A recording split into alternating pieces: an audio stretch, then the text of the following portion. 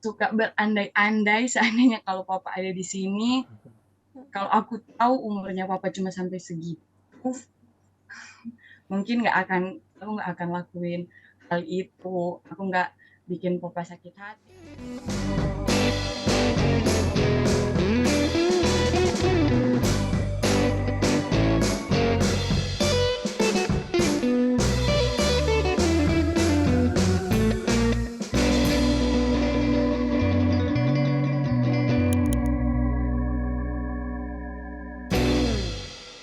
Halo Halo semuanya, semuanya, balik lagi ke Nadir Podcast. Gue Rira. gue Moti. Buat Sobat Nadir, pasti udah pada tahu nih podcast kita membahas tentang apa. Buat yang belum tahu, apa Ra?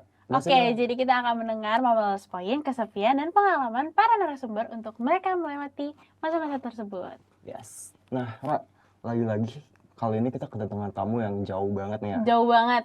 Ya, Di mana sampai tuh? dia nggak bisa datang. Iya, Dia makin. harus Zoom. Siapa tuh, Ra? Oke, langsung aja kita ya. sambut ya. Kak Aprilian. Halo, Kak. Halo. Apa kabar, Kak? Puji Tuhan, baik. Udah siap belum nih Kak ngobrol bareng kita? Siap banget. Siap dong. Kak, sebelum kita ngobrol lebih lanjut lagi, kita mau ini dong, kenalan dulu. Silakan Kak, kenalin dirinya ke Sobat Nadir. Oke. Halo semua Sobat Nadir. Jadi nama aku Aprilia Teresia Rompas Mangantara. Panjang banget ya. Nama panggilan biasa dipanggil April sama Lil. Oke. Jadi kita panggilnya Kak April ya. Kak April. Kak April, kesibukannya apa nih Kak? Kesibukannya sekarang. Aku sampai saat ini masih berstatus mahasiswa, lagi nunggu wisuda, doain. Semoga cepet-cepet Amin. wisuda ya Kak. Iya. Apa Kak? Kuliah apa Kak? Kuliah jurusan apa Kak? Kamu tahu? Aku ambil kesehatan masyarakat. Kesehatan masyarakat. Iya. Keren ya Mot. Tahu sih beberapa, sempet dengar-dengar dan baca-baca tentang jurusan. Langsung aja kali ya? Iya, boleh. Apa aja tuh Kak yang dipelajarin di kesehatan masyarakat? Karena di kesehatan masyarakat itu ada beberapa bidang minat. Jadi aku ambilnya bidang minat yang promosi kesehatan, itu untuk penyuluhan-penyuluhan di rumah sakit kepada masyarakat. Oke. Oh, berarti kakak yang mau promosikan ya ke orang-orang dan memberitahu agar mereka lebih memperhatikan lebih gitu ya Kak? Sama kesehatan. Kak, selain aktivitas kakak yang menunggu wisuda nih, ada aktivitas lain nggak Kak di luar itu? Aku lagi ada usaha kecil-kecilan. Usaha apa tuh Kak? Jualan kaos. Wow, boleh dipromoin Kak? Boleh tuh nanti dipromoin ya. Boleh nanti di follow ya IG-nya. Apa tuh IG-nya Kak?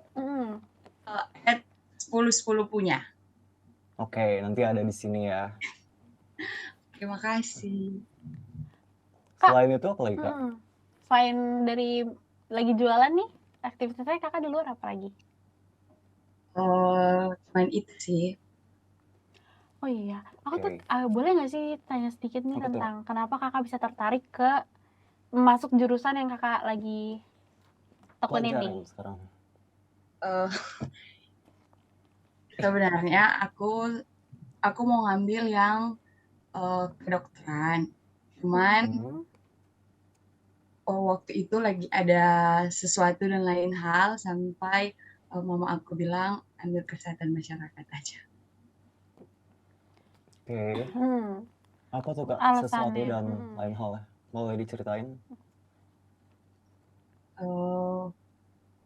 Waktu itu karena papa udah sakit juga, ekonomi keluarga aku lagi nurun-nurun, kan kita tahu kan kalau kedokteran itu mahal ya. Jadi aku memutuskan untuk nggak di kedokteran tapi di kesehatan masyarakat aja. Tapi masih nyambung lah ya, seenggaknya masih yang kakak pelajarin tetap tentang kesehatan. Berarti kita udah masuk ke topik podcast kita nih Ra. Iya. Pas sebelumnya udah tahu kan podcast kita ini membahas tentang kesepian dan juga lost point. Iya. Sebelumnya kesepian itu definisinya apa menurut kakak? sejujurnya aku itu sebenarnya nggak pernah ngerasa kesepian yang kayak sepi banget gitu. Jadi kayak sendiri banget hidup aku itu kayak nggak pernah. Dan ini mungkin karena faktornya aku dari kecil yang dimana aku tuh sering banget ditinggal mama kerja. Jadi di rumah itu cuman aku sama papa aku. Waktu itu papa aku masih ada, Oke. aku sama papa aku, dan papa aku tipe orangnya itu yang gas banget, banget sama keras banget. Jadi eh, aku waktu kecil itu agak sedikit takut sama papa, apalagi kalau mau cerita-cerita, mau ngobrol-ngobrol, takut banget sama papa karena takut dimarahin gitu. Padahal nggak tahu juga kan responnya papa gimana, tapi udah terlanjur takut. Terus aku suka ngomongnya itu cuma sama mama. Itu pun kalau eh, aku suka ngobrol, kalau aku suka cerita gitu. Kalau enggak ya enggak. Tadi kakak bilang kalau Apa? papa kakak udah nggak ada, ya? Ya, Wah. Gimana tuh Kak ceritanya? jadi aku itu sakit. Jadi penyakitnya itu gagal ginjal. Tahun 2018 papa aku dipanggil sama temannya. Itu mungkin jadi eh, salah satu titik terendah aku karena sebenarnya aku dekat sama papa sama mama, aku dekat. Cuman untuk berbagi-berbagi cerita aku lebih ke mama karena eh, sama perempuan, dan mama juga kayak suka dekat gitu dah, suka dekat karena kalau papa aku takut ngobrol, takut ngomong gitu sama papa karena papa kan tegas, papa keras, jadi takut salah ngomong nanti dimarahin gitu. Tapi sebenarnya aku itu dekat, dua-duanya dekat. Eh, Papa orangnya kalau aku mau kemana-kemana itu selalu diantarin. Aku mau pulang dari mana dijemput, walaupun tengah malam pun papa itu selalu siap. Jadi waktu papa pergi itu kayak ada yang hilang gitu dari diri aku, kayak oh, gimana ya kalau masih ada papa mungkin nggak akan jadi seperti ini. Aku nggak begini, aku nggak gitu. Oke, jadi Kak April ini physically lebih dekat sama papa, tapi emotionally lebih dekat Bisa sama sama mama mama. ya. Iya, iya. Sama mama Perasaan juga, Kakak, ya? Gimana kak? sama mama juga aku ngobrol kalau aku suka suka cerita gitu. Karena kalau di keluarga aku bukan tipe yang kayak semua udah ngumpul di rumah, udah makan malam, terus ditanya, eh, kamu kenapa hari ini? Keluarga aku bukan tipe yang kayak gitu. Jadi karena aku cuman sama papa di rumah, aku suka simpen sendiri. Karena kan dari pagi, waktu kecil itu aku dari pagi sampai siang itu sekolah. Dan kebetulan mama sama papa aku itu punya usaha warung, warung kecil-kecilan. Jadi setelah aku pulang sekolah, aku jaga warung, aku bantu papa aku. Dan waktu main aku sama teman-teman aku itu juga kurang. Jadi untuk kayak mau cerita-cerita itu jarang banget. Kalau aku suka cerita, ya baru aku cari mama, aku cerita. Oke. Tapi kak, perasaan kakak pada saat kakak ditinggal sosok yang pokoknya kehilangan sosok ayah tuh, perasaan kakak gimana? Eh, Pastinya sedih ya, karena nggak sangka aja karena waktu itu aku umur 17 tahun. 17 ya. Di tahun 2019, papa aku meninggal 2019, aku umur 18 tahun. Aku baru masuk kuliah semester semester 1.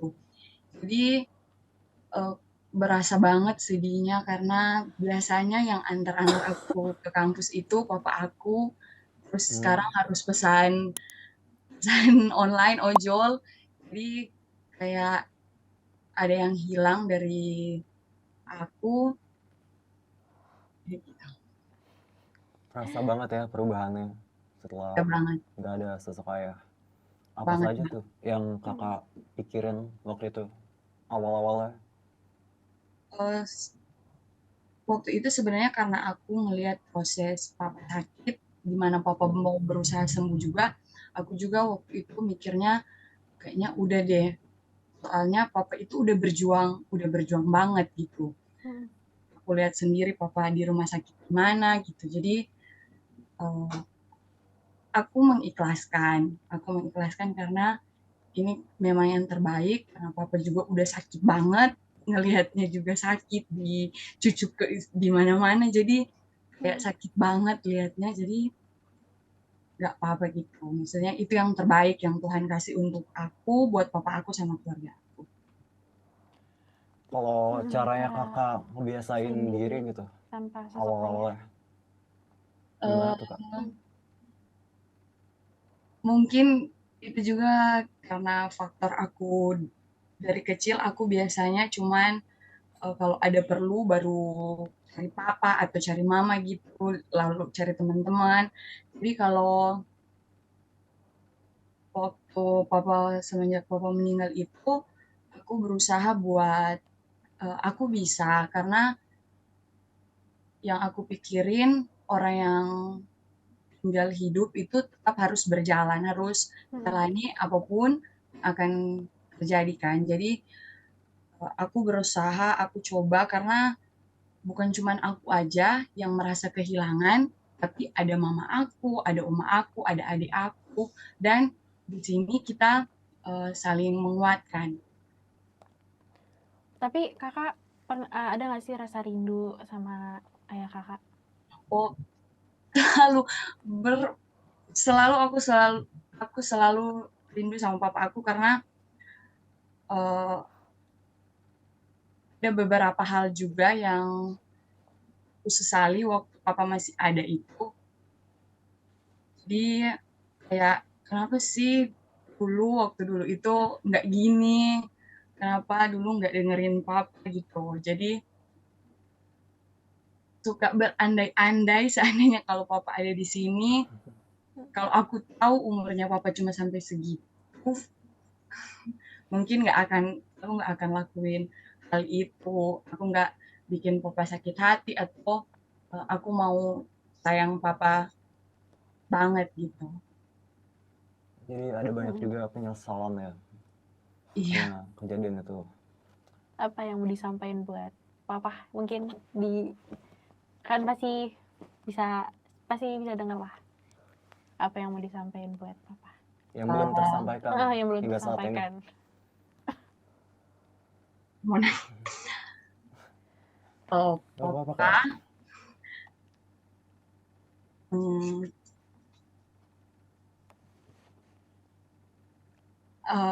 kakak masih kuat sampai sekarang.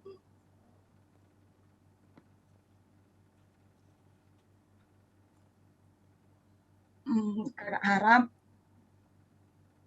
papa bangga sama kakak di sini.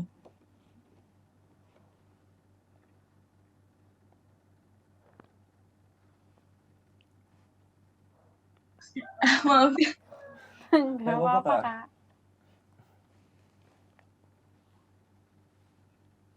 Oke.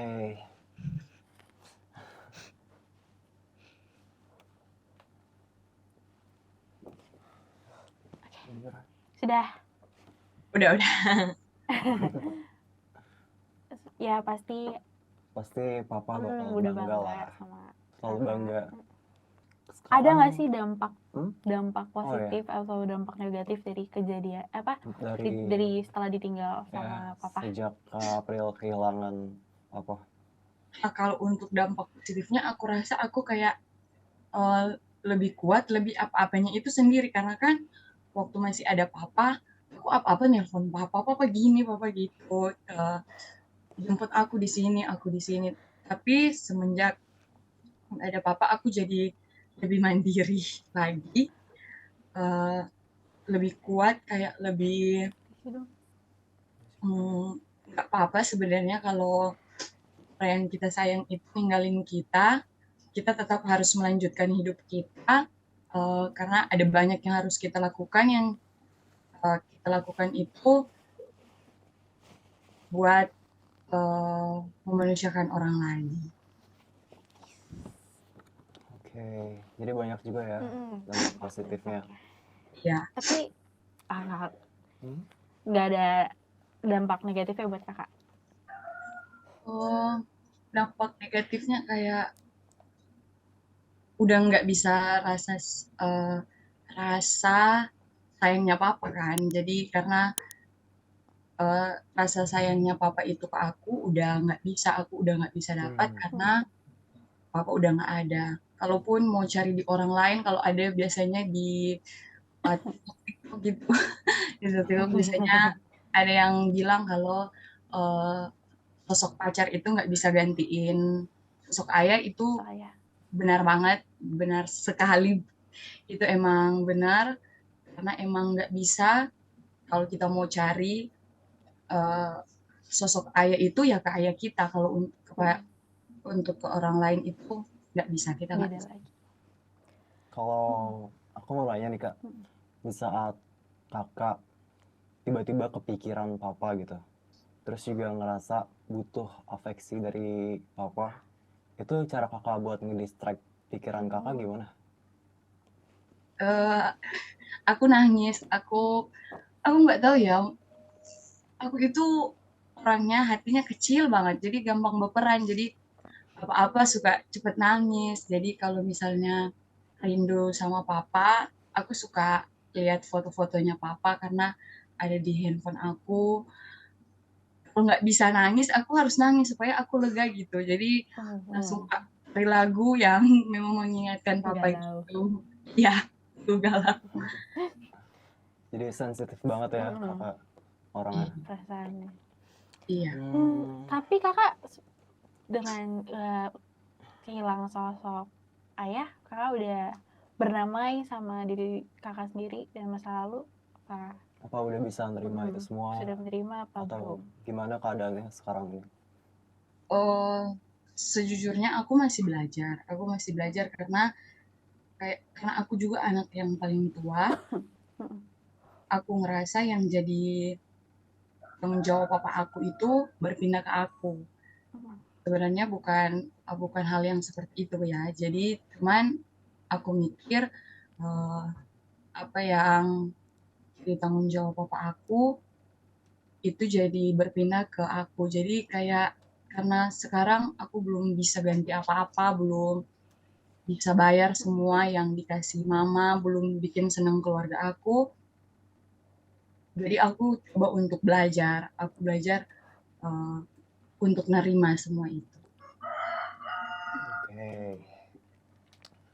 Kalau hal yang paling sering kakak ingat, mungkin hal yang paling bahagia yang pernah terjadi di hidup kakak, mungkin sama papa, itu apa Kak? Aku orangnya itu yang nggak terlalu ribet ya. Jadi sebenarnya kalau orang itu udah ketawa karena aku udah seneng banget. Karena aku orangnya karena suka mendem sendiri, jadi kalau lagi ngumpul sama teman-teman itu aku paling nggak bisa diem.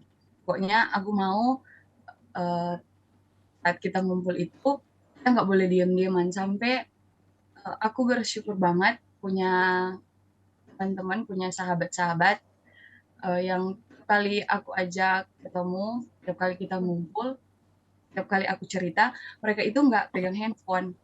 Jadi mereka memang benar-benar dengar aku cerita. Jadi itu hal sekecil itu pun udah bikin aku seneng banget. Senang banget. Jadi hal kecil ya Kak, nggak mulu-mulu. Yeah, dan pada saat kakak ngeliat orang lain bahagia, kakak pun ikut bahagia. Tapi orang yang kakak tuju pada saat kakak sedih atau senang, ada nggak Kak? Siapa tuh Kak? Aku punya sahabat aku itu banyak. Ada sahabat di gereja, ada sahabat SMA aku yang sampai sekarang masih sahabatan, masih saling telepon-teleponan walaupun kita LDRan karena dia ada di Jogja, aku di Manado. Terus ada sahabat-sahabat aku yang di kampus yang sekarang rumahnya berdekatan sama aku itu banyak sahabat. Jadi biasanya aku kalau lagi ada masalah itu, aku suka lari ke mereka. Walaupun kalau ada teman aku yang di Jogja itu aku selalu telepon, aku selalu mengemukakan mereka untuk tahu dulu cerita aku karena aku nggak mau orang lain tahu cerita aku itu dari orang lain. Orang lain. Oh, ya. Ada nggak nih yang mau disampaikan buat sahabat-sahabat kakak? Untuk sahabat-sahabat aku tetap sahabatan sama aku walaupun aku banyak kurang-kurangnya, walaupun mungkin nggak bisa ngertiin kalian atau nggak bisa sama-sama dengan kalian kalau lagi sedih, tapi aku berusaha untuk jaga persahabatan kita sampai Tuhan memanggil kita. Kalau ke mama ada nggak kak? Yang mau disampaikan ke mama? Mama atau adek? Kebetulan mama ada, mau mungkin lebih lagi. Gak apa-apa kan dia nggak tahu. Kalau adik sekarang lagi di Jakarta, dia juga kuliah tapi dia magang dia ambilnya di Jakarta. Buat adik aku kuat-kuat karena kamu sering cerita kalau hidup di Jakarta itu keras banget ya. Jadi kuat-kuat sampai akhir karena udah nggak lama juga dia selesai. Awal bulan dia pulang karena aku wisuda. Dan juga buat mama aku tetap jadi orang yang baik dan humble. Mama aku itu baiknya baik luar biasa. Banyak yang jadi contoh buat aku dari mama aku karena mama aku luar biasa banget, jadi tetap jadi orang baik. Oke. Nanti mamanya Kak April jangan lupa nonton. Nanti kaget pasti. Iya. Oke. Kalau harapan kakak buat kedepannya atau mungkin mimpi kakak juga ya sama yang mau dilakukan kedepannya itu apa kak? Aku pengen banget lanjut S2, doain semuanya. Amin. Semoga ada jalan untuk aku lanjut S2. Dan pastinya kalau udah wisuda aku mau cepat-cepat kerja juga karena ya. Semoga harapan semua yang diharapin dan diimpikan akan tercapai. Amin. Mungkin ada nggak nih ya terakhir nih kak yang ingin disampaikan untuk Sobat Nadir yang mungkin pernah atau bahkan sedang mengalami hal yang serupa sama kakak? Buat Sobat Nadir, jangan pernah takut buat sendiri atau jangan pernah takut kesepian karena pasti baik-baik aja, dan jangan bergantung sama orang lain karena orang lain masih manusia, yang dimana manusia bisa ninggalin kita kapan aja dia mau. Tetap sayang sama diri sendiri, sabar dengan proses-proses yang kamu jalani saat ini, karena dari hal itu kamu pasti jadi yang kuat. Oke kak. Ya, terima kasih banget ya sudah ngeluangin waktunya untuk Nadir Podcast. Juga mau cerita, menarik banget ceritanya ya, Ra. Sedih. Nangis ya tadi. Iya, maaf ya. Ya.